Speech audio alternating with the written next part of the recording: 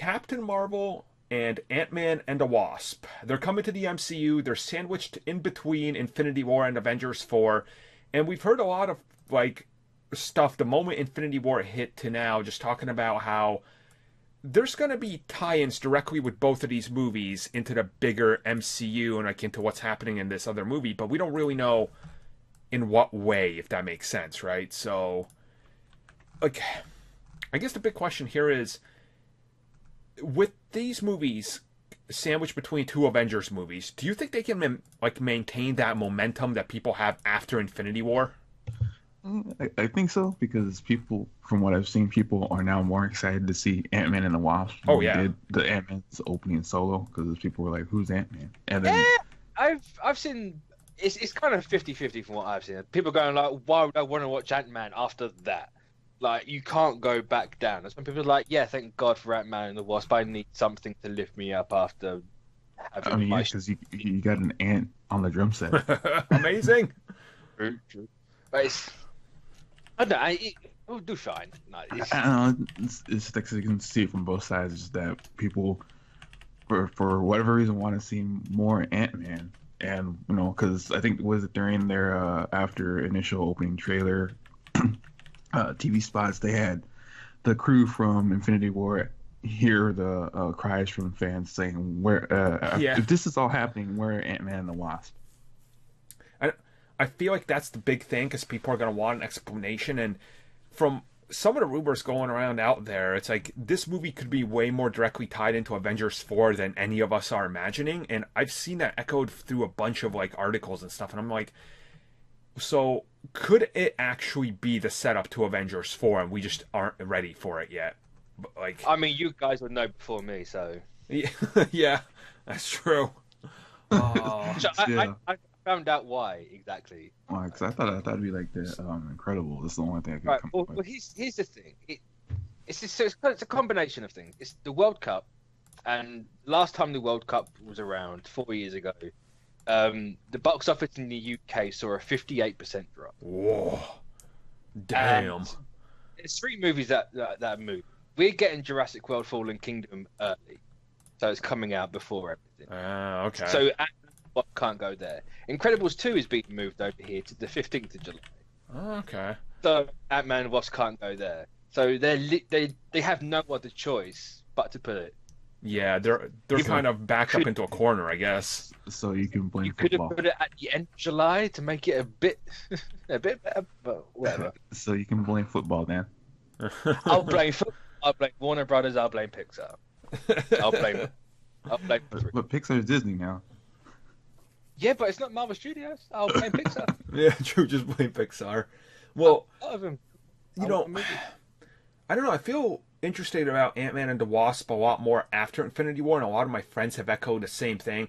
Captain Marvel, on the other hand, have you seen like after Infinity War, she like jumped to #1 on Google searches? People, Well, yeah, because like as soon as I came out from the theater, people were all, "What's that sign? Yep. What does that mean?" And I'm like, See, I would have had that if someone didn't shout Captain Marvel, so I assume everyone in that theater knows who that was. yeah, probably because a lot of people were saying, "Who's that? Who's that?" coming out of the theater, and I'm like, just telling my friends, like, it's Captain Marvel. I'm like, "Who's that?" I'm like, Google it. yeah, Google that.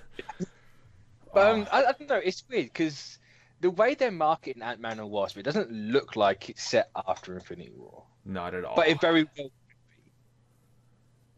could be. Yeah, because they don't want to reveal it in the marketing. I think that's the thing, right? Like, and since they are traveling to like the quantum realm, and they've already teased heavily multiverses are being introduced in Ant-Man and the Wasp, I'm like, how does that exactly factor into everything? And is Ant-Man and the Wasp going to be like this giant, like, oh wow, that's the way you're taking the franchise after we watch it? Because I feel like it could shock everybody, honestly, the way they're going to handle that movie. And so I imagine they have something. But like, there's this rumor going around, and people are going, "Oh, it's confirmed that the first act is before Infinity War, and the next two are after it." I doubt it. They're not going to have a massive time skip halfway through. No. Because like the one thing I do know is that they're probably taking it from Scott's last run where he was trying to open up a security services. Yeah. Oh yeah, it's the same. Oh, totally. XCOM. Yeah. So they're definitely taking that idea. But I don't know. I don't know. Do we even really know what it's about?